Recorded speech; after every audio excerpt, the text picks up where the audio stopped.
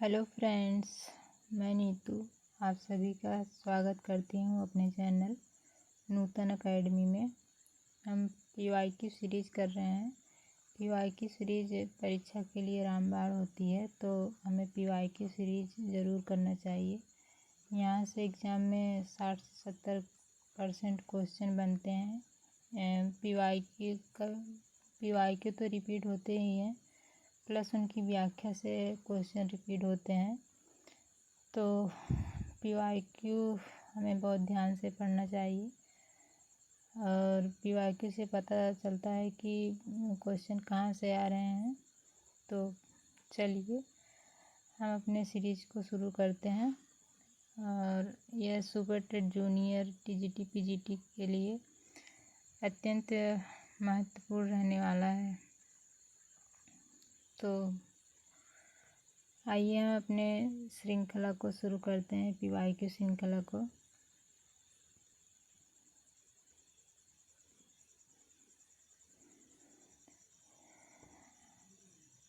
हमने पीवाईक्यू से संबंधित एक वीडियो और बनाया है, पहले बना चुके हैं, जिसमें हमने 16 क्वेश्चन हल करवाए थे। तो उसके आगे से ये क्वेश्चन है, 17वां क्वेश्चन है। काल प्रवृत्ति का निर्णय प्राप्त ग्रंथों की संख्या द्वारा नहीं किया जा सकता, बल्कि उस काल की मुख्य प्रवृत्ति एवं प्रेरणादायक वस्तु के आधार पर ही हो सकता है। यह कथन किसका है? तो यह कथन रामचंद्र शुक्ल का है, हजारी प्रसाद द्विवेदी का है, नगेंद्र का है या रामकुमार वर्मा का है? तो यह कथन जो है हजारी प्रसाद द्विवेदी जी का है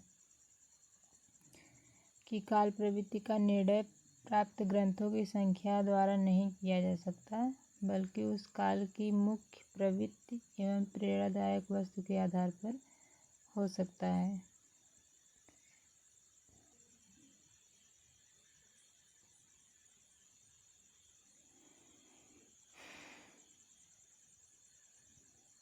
अगला क्वेश्चन है, इनमें से कौन सा विवरण सही नहीं है? तो इनमें से कौन सा विवरण सही नहीं है? गार्सद तासी ने अपने इतिहास ग्रंथ में कवियों को कालक्रमानुसार प्रस्तुत किया है।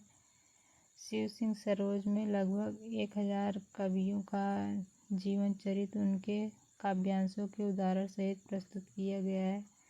जॉर्ज ग्रियर्सन के इतिहास ग्रंथ का हिंदी अनुवाद हिंदी साहित्य का प्रथम इतिहास शीर्षक से प्रकाशित हुआ है। और जॉर्ज ग्रियर्सन ने कवियों और लेखकों को कालक्रमानुसार वर्गीकृत किया है। तो इसमें से कौन सा सही नहीं है? इसमें से सही नहीं है ऑप्शन ए। गार्सद तासी ने अपने इतिहास ग्रंथ में कवियों को कालक्रमानुसार नहीं, वर्ण क्रम के अनुसार व्यवस्थित किया है। तो ऑप्शन ए इसका सही उत्तर नहीं है। और शिव सिंह सरोज ने लगभग 1000 कवियों का जीवन चरित्र उनके काव्यांशों के उदाहरण सहित प्रस्तुत किया है, ये भी सही है। और जॉर्ज ग्रियर्सन के इतिहास ग्रंथ का हिंदी अनुवाद हिंदी साहित्य का प्रथम इतिहास शीर्षक से प्रकाशित हुआ, ये भी सही है। जॉर्ज ग्रियर्सन ने कवियों और लेखकों का कालक्रमानुसार वर्गीकृत किया, ये भी सही है। लेकिन गार्सद तासी ने अपने इतिहास ग्रंथ में कवियों को वर्ण क्रम के अनुसार रखा है, तो ये कथन गलत है। और गार्सद तासी के ग्रंथ को उर्दू, हिंदी अथवा हिंदुस्तानी साहित्य का सर्वप्रथम इतिहास ग्रंथ माना जाता है। और इसका पहला संस्करण 2 भागों में सन 1939 ईस्वी तथा 1947 ईस्वी में वर्ण क्रम पद्धति में प्रकाशित हुआ था। तो उनके ग्रंथ का नाम क्या है? इस्तवार the Lal लितरेतूर एंदुई A Hindustani. इस्तवार the लाल लिटरेच्योर एंदुई ए हिंदुस्तानी ग्रंथ का नाम है, पहला क्वेश्चन। और यह जो है 2 भागों में, इसका मतलब इसी के 2 संस्करण हुए। पहला भाग जो है, पहले संस्करण में 2 भाग हैं। 1839 ईस्वी और तथा 1847 ईस्वी में ये दोनों भाग प्रकाशित हुए।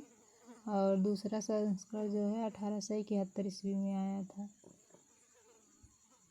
और शिव सिंह सरोज जो है ये किसके द्वारा लिखा गया है? शिव सिंह सेंगर के द्वारा लिखा गया इतिहास ग्रंथ है।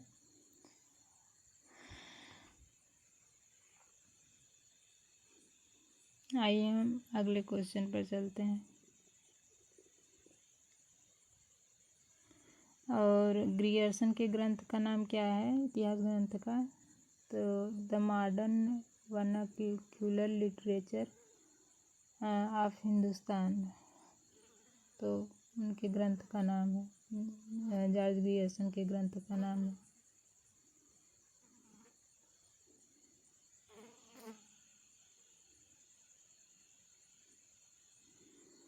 इतिहास का इतिवृत्तात्मक, अगला क्वेश्चन है, इतिहास का इतिवृत्तात्मक लेखन सबसे प्रथम मिस्र बंधुओं के विनोद में पाया जाता है। यह उक्त किसकी है?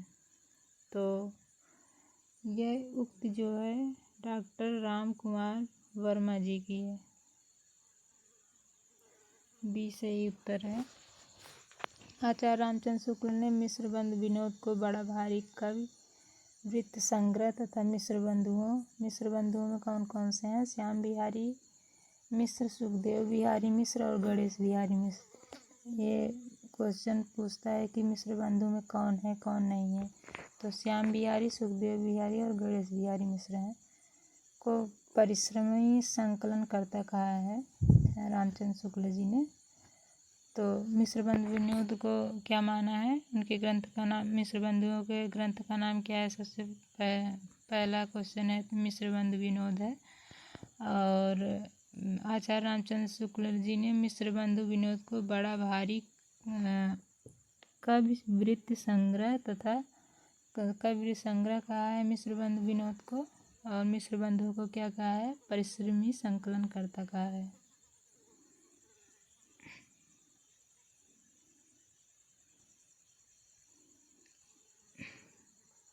अगला क्वेश्चन है, मिस्र बंधु विनोद के विषय में कौन सा विवरण सही नहीं है? इसमें अनेक कवि जो अज्ञात थे प्रकाश में आया और उनके साहित्यिक महत्व का मूल्यांकन किया गया। ऑप्शन बी है, इसके प्रथम 3 भाग सन 1970 में तथा चौथा भाग 1991 में प्रकाशित हुआ। ऑप्शन सी है, चतुर्थ भाग साहित्य के वर्तमान काल से संबंधित है। और ऑप्शन डी है, इसके चारों भागों में लगभग 3000 कवियों का विवरण मिलता है। तो इसका सही उत्तर होगा ऑप्शन डी। इसमें 3000 कवि नहीं, लगभग 5000 कवियों का विवरण मिलता है। तो इसके संबंध में ये हर एक लाइन में एक क्वेश्चन बनता है। तो मिस्र बंधु विनोद से संबंधित, तो आप इसे ध्यान रखें कि इनमें अनेक कवि जो अज्ञात थे प्रकाश में आया और उनके साहित्यिक महत्व का मूल्यांकन किया गया। और इसके प्रथम 3 भाग सन 1970 में और सन 1970 नहीं, संभवतः 1970 है। और ये यहाँ पर गलत लिख दिया गया है, संभवतः 1970 है, संभवतः 1970 है। और चौथा भाग संभवतः जो है 1991 में, मतलब संभवतः अगर 1970 में से 57 साल घटा देंगे तो ईस्वी आ जाएगा। तो 57 साल घटा देंगे तो ये 1900 13 आ जाएगा, और ये इसमें से 57 साल घटा देंगे तो 1934। मित्रबंधु विनोद के पहले 3 भाग 1913 में और चौथा भाग जो है 1934 में प्रकाशित हुआ। ये फैक्ट पूछा जाता है। और चतुर्थ भाग साहित्य के वर्तमान काल से संबंधित है, ये भी आप ध्यान रखें। तो इसका सही, और इसमें लगभग 5,000 कवियों का विवरण मिलता है। तो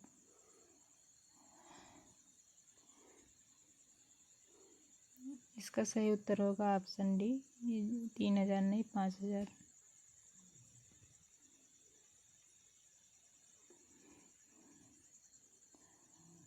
अगला क्वेश्चन है, हिंदुस्तानी को सर्वप्रथम हिंदी किस विभाग ने कहा, किस विद्वान ने कहा।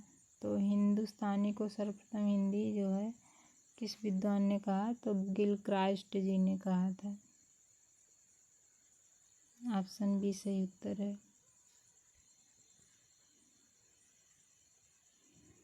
हिंदी साहित्य का आलोचनात्मक इतिहास के लेखक कौन है। तो हिंदी साहित्य के आलोचनात्मक इतिहास के लेखक डॉक्टर राम कुमार वर्मा है। ये क्वेश्चन बार बार एग्जाम में पूछा जाता है। और इसके अलावा कुछ इतिहास ग्रंथ हैं जो एग्जाम में पूछे जाते हैं, जैसे हिंदी साहित्य 20वीं शताब्दी, इसके लेखक कौन है। तो नंदुलारे वाजपेयी जी हैं। और इसके अलावा हिंदी साहित्य का वैज्ञानिक इतिहास पूछा जाता है, किसका ग्रंथ है। तो डॉक्टर गणपति चंद्र गुप्त का है। और हिंदी साहित्य की भूमिका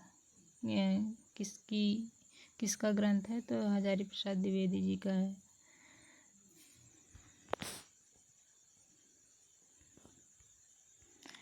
मैं इस्लाम के महत्व को भूल नहीं रहा हूँ, लेकिन जोर देकर कहना चाहता हूँ कि अगर इस्लाम न आया होता तो भी साहित्य का 12 आना वैसा ही होता जैसा आज है। तो हिंदी के भक्ति आंदोलन के संदर्भ में यह कथन किसका है।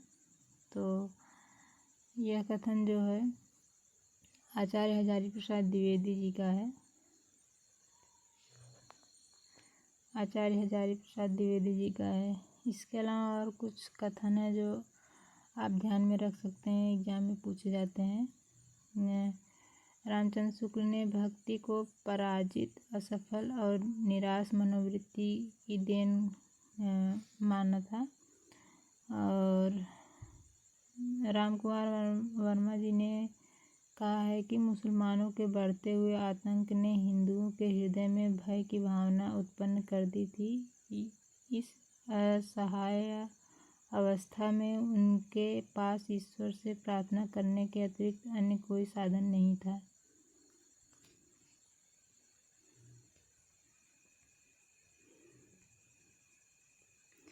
रीतिकाल को सर्वप्रथम श्रृंगार काल नाम रखने का सुझाव किसने दिया। तो रीतिकाल को सर्वप्रथम श्रृंगार काल नाम रखने का सुझाव आचार्य रामचंद्र शुक्ल जी ने दिया था, लेकिन बाद में विश्वनाथ प्रसाद मिश्र जी ने रीतिकाल को श्रृंगार काल नाम दिया। तो इस क्वेश्चन का सही उत्तर तो आचार्य रामचंद्र शुक्ल है, लेकिन आयोग ने इस क्वेश्चन का सही उत्तर ऑप्शन बी माना था। तो डिपेंड करता है कि आयोग कौन सा उत्तर मानता है। कभी कभी तो एग्ज़ाम में ऐसे ही गलत हो जाता है आयोग कौन सा उत्तर मानता है, लेकिन सुझाव देने की बात आचार्य रामचंद्र शुक्ल जी ने की थी और नाम दिया था रीतकाल का नाम श्रृंगार काल नाम विश्वनाथ प्रसाद मिश्र जी ने दिया था।